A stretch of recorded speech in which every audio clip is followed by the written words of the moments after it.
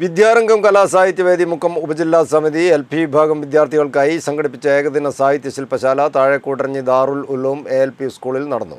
സർഗമുട്ടുകൾ എന്ന പേരിൽ നടന്ന ശില്പശാല ലിൻഡോ ജോസഫ് MLA ഉദ്ഘാടനം ചെയ്തു. വിദ്യാരംഗം കലാസാഹിത്യവേദി മുക്കം ഉപജില്ലാ സമിതി LP വിഭാഗം വിദ്യാർത്ഥികൾക്കായി സംഘടിപ്പിച്ച ഏകദിന സാഹിത്യ ശില്പശാല താഴെക്കൂടരഞ്ഞി ദാറുൽ ഉലൂം ALP സ്കൂളിലാണ് നടന്നത്. സർഗമുട്ടുകൾ എന്ന പേരിൽ നടന്ന ശില്പശാലയിൽ ഉപജില്ലയിലെ 50ഓളം വിദ്യാലയങ്ങളിൽ നിന്നുള്ള 200-ലേറെ പ്രതിഭകൾ പങ്കാളികളായി. കഥാരചന, കവിതാരചന, ചിത്രരചന, അഭിനയം, കടങ്കഥ തുടങ്ങിയ മേഖലകളിലാണ് ശില്പശാല നടന്നത്. ലിൻഡോ ജോസഫ് MLA ഉദ്ഘാടനം ചെയ്തു. ഉപജില്ലാ വിദ്യാഭ്യാസ ഓഫീസർ T ദീപ്തി അധ്യക്ഷയായി. SSK ജില്ലാ പ്രോഗ്രാം ഓഫീസർ PN അജയൻ മുഖ്യപ്രഭാഷണം നടത്തി.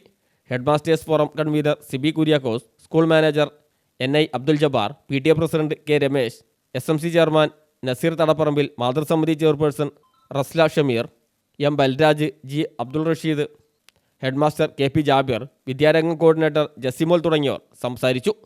വിവിധ ശില്പശാലകൾക്ക് T Riyas, Pramod Sameer, Sujith Kuttanari, Meena Joseph, K Abdurahiman master തുടങ്ങിയവർ നേതൃത്വം നൽകി. സമാപന സമ്മേളനം ജില്ലാ പഞ്ചായത്ത് മുൻ മെമ്പർ CK കാസിം ഉദ്ഘാടനം ചെയ്തു. പ്രമോദ് സമീർ പതിപ്പ് പ്രകാശനം നിർവഹിച്ചു. K അബ്ദുറഹിമാൻ സമ്മാന വിതരണം നടത്തി. അൻവർ, ജുനൈസ്, മോമി തുടങ്ങിയവർ സംബന്ധിച്ചു. News bureau, Koodaranji.